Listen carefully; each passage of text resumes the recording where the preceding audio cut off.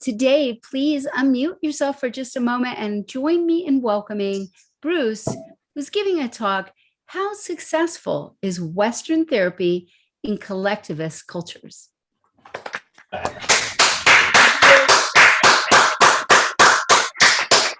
Why, thank you all. Can you all hear me good? You're good? Okay. So this is a kind of a follow-up on a talk I gave maybe 10 weeks ago on the differences between individualism and collectivism. So what I'm going to try to do now is talk about the individualist orientation of Western psychotherapy and how it really does not work very well with collectivists. So that's kind of where I'm going with this. What I'd like to do is two things. One thing is I'd like to spend no more than maybe 10 minutes just talking about the 6 major personality theories, just so you know, you have a framework for it. And then I'll give you instances in the second half of Western therapy interventions and how they would not work well with collectivists and why. Hopefully that would be like maybe 20 minutes. Okay, so here we go. So the 6 schools are, some of you guys already know this stuff, so I'm just going to assume you don't know as much as you probably know, just so that people are not left out. The first school is psychoanalysis. The second school is behaviorism. The third school is humanistic psychology. The fourth school is biological physiological. The fifth school is bioevolutionary. That's Darwin's work. And then the sixth school is cognitive psychology. So those are the 6 schools. What I want to do is sort of identify a category that we can compare the 6 schools. And I'm going to give you 3 categories, and then I'll kind of go across the board and say how they're different from each other. So let me start with the basic units of analysis. For psychoanalysis, it's sexual urges, dreams, and fantasies. These are the things that is sort of the centerpiece of each one of these schools. The second school, behaviorism, the most important thing there as a unit of analysis is people's habits. What do people do over and over and over again? Humanistic psychology, the major unit is motivation, curiosity, wonder. Biological, physiological school, the unit is hormones, genes, brain chemistry. For biological evolutionary, the main units are survival and reproduction. For the cognitive school, the basic unit is the quality of reasoning, how people think about their problems. So now, in addition to the unit of analysis, the second thing is, what is the structure of each of these personality theories? For Freud, probably you guys know this, there's the unconscious, the conscious, and what's called the preconscious.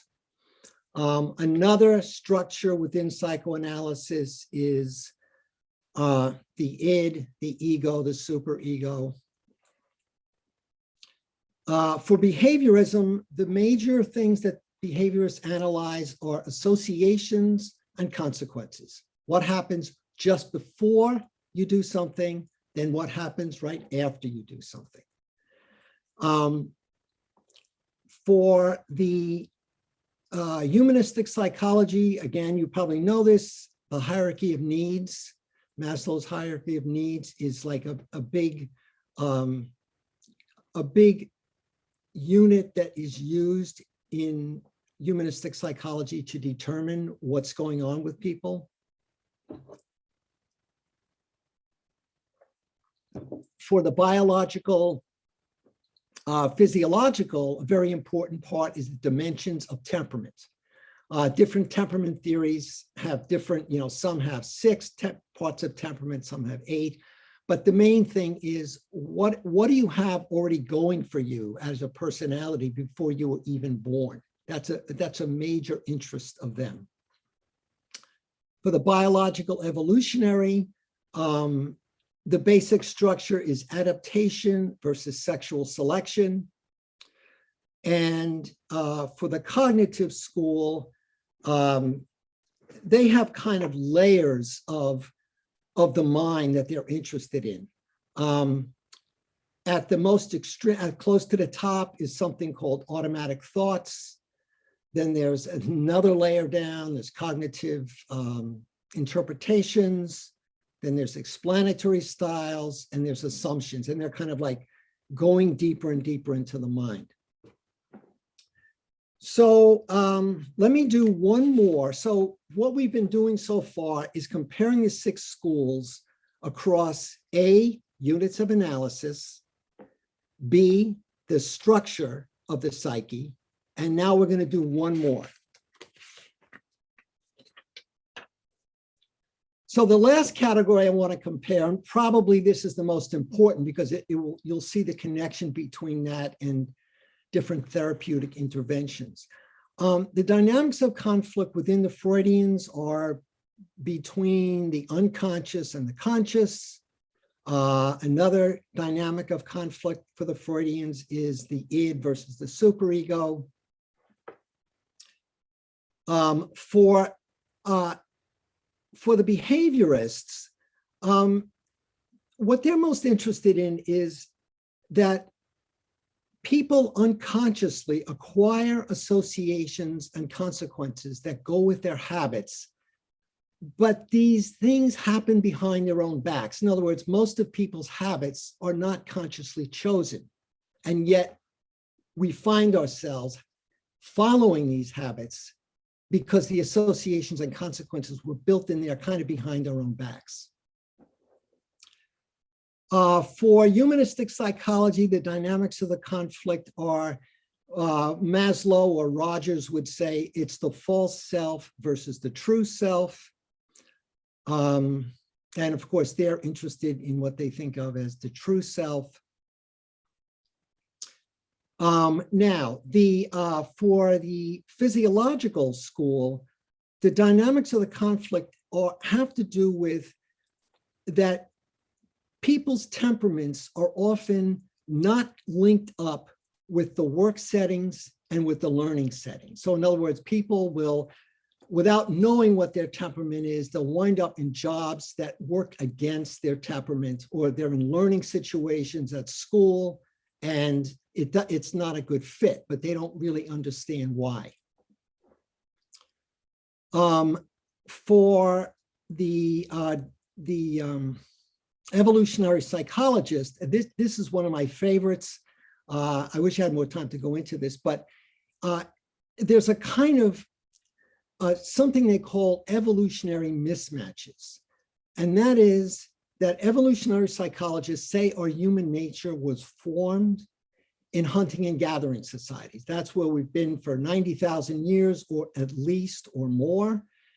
And what they say is that when we came out of that, and especially in industrial capitalist countries, social life is so different from the place where we formed our human nature that it causes a great deal of conflict that is built into living in industrial capitalist societies, because it's kind of like our Darwinian unconscious is firing with the hunting and gathering mode, but we're in situations where that does not work anymore, and then we have to figure out how to make it work. For the cognitive school, the dynamics of conflict are, I think you guys are probably very familiar with this because the different kind of talks that have already been given here. Negative voices, which go with automatic thinking, cognitive distortions is another conflict for them, pessimistic explanatory styles, and irrational assumptions. Okay, so that's a mouthful. What I'm hoping is that I'm going to switch now to cross-cultural West. Those 6 schools are going to be intervening in a problem that a collectivist would have. And I'm going to say what the problem is, what their intervention is, and then I'm going to say why it's problematic or why it won't work. Okay. Let me just make a qualification before I start. The 6 schools are really, I mean, each one of these schools has a spin-off, and there's like sub-schools. So like, Freudians will also have developments in psychoanalysis since then. The behaviorists do. So, I mean, if you really wanted to lay out the theories, there's probably about 18 of them. But, for our purposes, 6 is more than enough for what we're doing. But there are further developments in each of these schools. Okay, so let me begin with a problem. So the first problem is, what is the source of the individual's problems? Now, psychoanalysis and many of the other schools would say it's the parents. The parents have done this, the parents have done that. Now, how would that fly with collectivists? If a Freudian or humanistic psychologist said, well, your problem's with your parents, it would not go well, because collectivists are extremely dependent on their parents and on their kin group. And the idea of questioning that they would have done something wrong would be very threatening. And this is the kind of thing, some of these interventions, some are better than others, but these are the kind of things that if a therapist kept hammering at the parents, the collectivists would not stay. They'd stay 3 sessions and then they'd say, let me out of here. So the second problem is, how do we account for repetitive, counterproductive behavior? That would be the problem. Now, psychoanalysis might say something, well, it's repetitive because it's the Oedipal complex or the Electra complex, and you're simply acting out an unresolved complex when you were about 3 or 4 years old. Now, this would not go well with collectivists, basically because collectivists don't operate in a nuclear monogamous family. They usually live in extended families. There's more than 2 adults in there. And what would happen would be, even if you buy the Oedipal complex and the Electra complex, which most psychologists don't, but let's hypothetically say you did, it wouldn't work there because these complexes are based on a relationship between the children and the parents. Collectivists, when you have a number of adults there, the attention gets diffused across adults. And so this complex would not have really room to develop. So that would not work very well. A third distinction I want to make, it maybe some of you have heard of somebody named Mary Ainsworth. Mary Ainsworth is like one of these new, out of the tradition of psychoanalysis. And she did a lot of good work with like little kids and what happens to little kids when their mother goes away and a stranger comes into the room. I mean, there's research on this. But for Mary Ainsworth, one of the pathologies that she saw in kids that she thinks is a pathology is dependency. Like kids are too dependent because they can't stand to have their mother distance from them. Well, if you applied that theory to collectivists, that would not work very well, because especially in Japan, but also in China as well, dependency is cultivated. So if you claim that someone is dependent and you need to get over it, you're going against the culture in which they're living, which is not going to go well.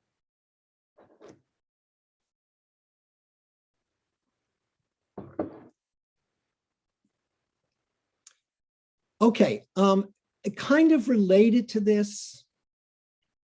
So another problem, suppose a collectivist teenager and parents were not getting along. The psychoanalysis group might say, one of the groups might say, well, the problem here is authoritarian parenting, right? You're too controlling, you hit your kids, you can't do that, etc. Well, the problem is for collectivists, authoritarian parenting is generally the name of the game. So if you look at the history of collectivist societies, at least agricultural civilizations, obedience is cultivated across social castes. And so authoritarianism is not something that you have to get over. It's something that's like a normal way of life for them. In fact, they would look at what we have in our society as permissive parenting. They would look at that as a pathology. Like they would say, you can't control your kids? What's wrong with you? Okay, so moving right along. Another problem would be a collectivist parent would complain that her parents, a collectivist, let's see.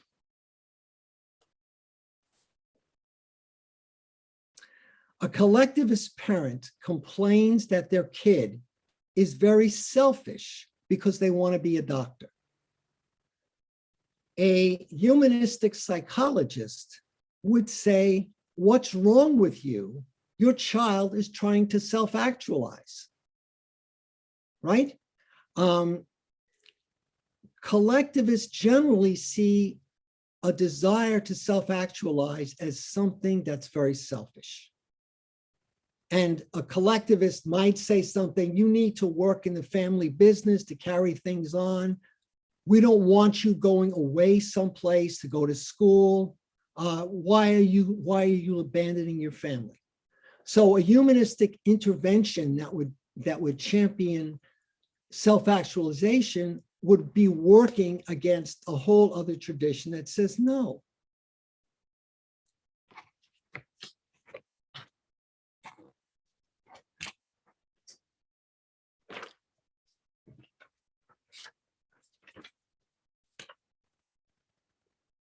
Okay, another problem.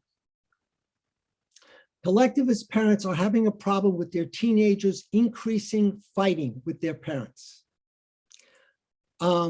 If you trusted Erik Erikson, right, psychodynamic, famous psychologist, developed the 8 stages of development, Erikson would say this isn't a problem for identity versus role confusion.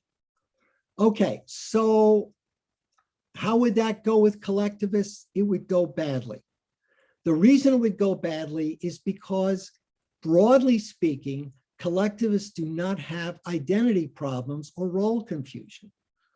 The reason for that is there is an expectation that a teenager simply carries on the work of their parents, whatever it is, whether they're a farmer, whether they're an artisan, they simply carry it along. And so the idea of, I know when I was a teenager, I dreaded being around my relatives because when I was 17 years old, they keep asking me, so what are you going to do? What are you going to do? What kind of work are you going to do? I had no idea, but I had to make something up because they keep hammering me with it.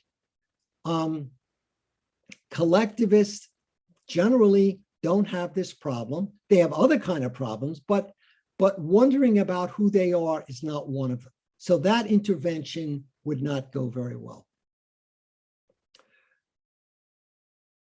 Okay, this is one of my very favorites as something that I think is provocative. A collectivist reports on a dream they've had. Okay, now I don't know how many of you know, but there was a very famous humanistic psychologist that worked in the 1970s. His name was Fritz Perls. And Fritz Perls had a theory about dreams. And what Perls wanted people to do was when they had a dream, Perls's idea was that all the parts of the dream are really parts of a person that are not integrated. And so what he wanted them to do in the session is act out all the different parts of the dream.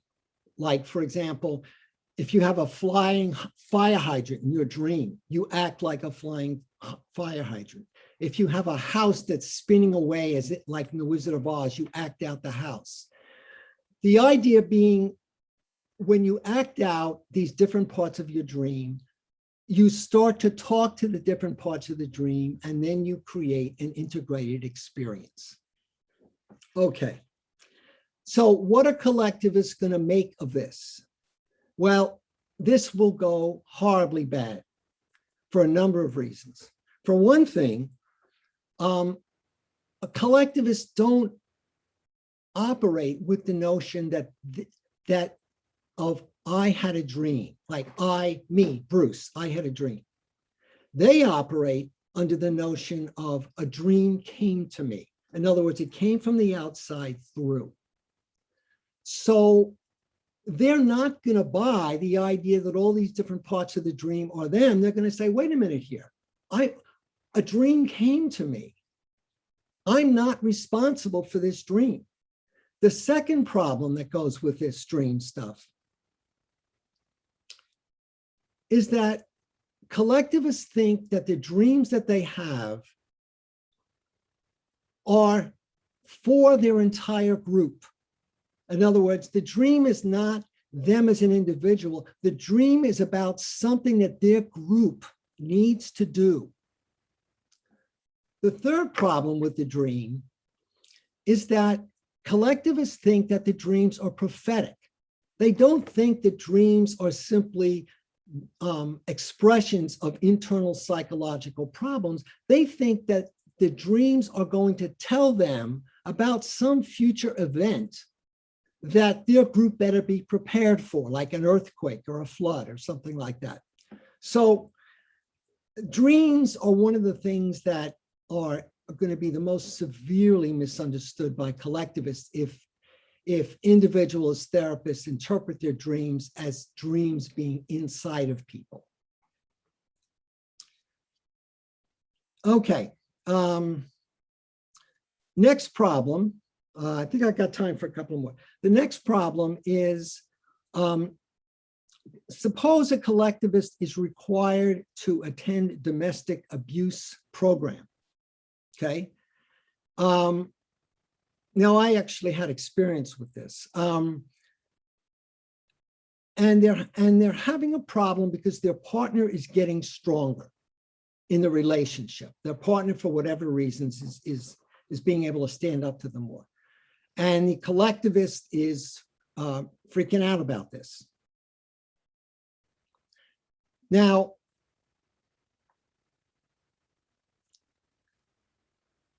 a cognitive psychologist would say to the collectivist, you need to learn to give radio messages. Now, radio messages are something like the messages that say nonviolent communication theory presents. It's got 4 or 5 parts. And the cognitive psychologist would say, you need to speak to them. You need to say what your feelings are, what your thoughts are, what your intentions are, all that kind of stuff in a structured way.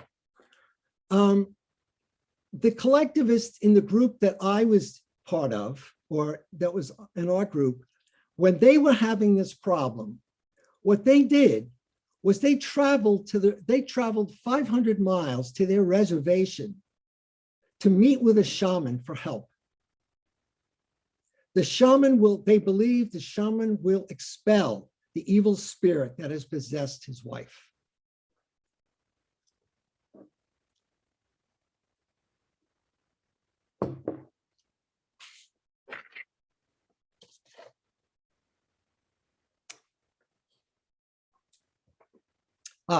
Okay. Now what I'm going to do here is switch from the actual interventions to like the therapy setting itself. Okay, so suppose you're an individualist counselor and your collectivist client shows up 15 minutes late. At the end of an hour, you say, okay, time's up. The collectivist does not understand that. The collectivist does not have the same kind of boundaries about this. The difference between individualists and collectivists around this has to do with sense of time. We live in an industrial capitalist society. We have what's called factory time, linear time. We keep track of things minute to minute. Schedules are very important to us. Broadly speaking, with collectivists, they don't operate in what's called factory time. They operate more in what's called agricultural time, which has more flexibility. Collectivists are often running late, but there's a reason for it. The reason is usually because for a collectivist, people come before schedules. So if you have some place to go and you run into somebody you care about, you don't say, I gotta go. I got this place I gotta get to. You visit as best you can, and then you go. So that would have something to do with them not understanding the time frame of a therapist. I'm gonna do one more. Here's another problem. A collectivist wants to invite the therapist to meet their parents. What does the therapist says? The therapist says, I cannot do that. That's unprofessional.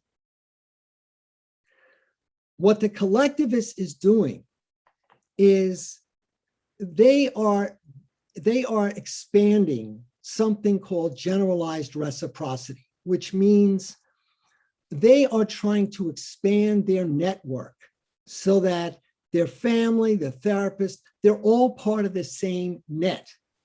There isn't this sense of hard boundaries between these different services. They're all connected. So the therapist is hurt that the collectivist patient is hurt that the individualist therapist says, I can't do it, and it's awkward. Okay, so let me just end with just one reservation that I should have brought up at the beginning. All collectivists are not the same. There's collectivists that are hunter-gatherers. There are collectivists that are horticulturalists. There are collectivists that are herders. The kind of collectivists I was referring to are the collectivists that are part of agricultural civilization. So where this would most apply for collectivists would be in places like India, China, Japan, Vietnam, places like that. Let's see if I left anything else out.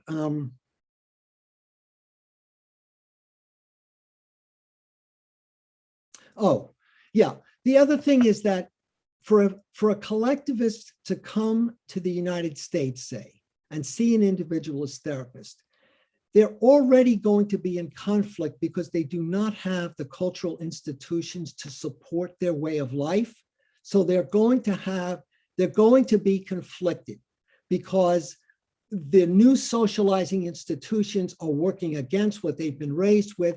And it would be natural that they would come to therapy for problems because cross-culturally, cultures are clashing.